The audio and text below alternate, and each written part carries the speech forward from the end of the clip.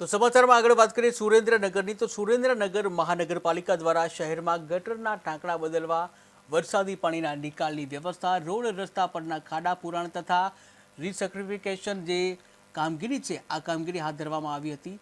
જ્યાં મહાનગરપાલિકા વિસ્તારમાં રોડ રસ્તા પરના કુલ 393 ખાડાઓ પૈકી 229 જેટલા ખાડાઓ પુરાણ કરવામાં આવ્યા હતા, જ્યારે કુલ 190 જેટલા ગટરના ઢાંકણાઓ બદલવાની કામગીરી પણ હાથ ધરવામાં આવી છે. તેમજ શહેરમાં કુલ 26 જેટલા વિસ્તારોમાં વરસાદી પાણી ભરાયા હતા, જે પૈકી 25 વિસ્તારોમાંથી વરસાદી પાણીના નિકાલની વ્યવસ્થા પણ કરવામાં આવી છે. આ ઉપરાંત મહાનગરપાલિકા તંત્ર દ્વારા આજે શહેરમાં ખુલ્લા અને કોમન પ્લોટમાં જે કન્સ્ટ્રક્શન વેસ્ટ હટાવવાની કામગીરી પણ કરવામાં આવી રહી છે, જે અંતર્ગત એક જેસીબી અને 6 ટ્રેક્ટરના કુલ 40થી વધુ ફેરા કરીને છાણ, ખાતર અને કચરાના ઢગલા હટાવવામાં આવ્યા છે. વધુમાં 80 ફૂટ રોડ, નવા 80 ફૂટ રોડ, 60 ફૂટ રોડ ઉપરના સર્કલ સહિતના વિસ્તારોમાં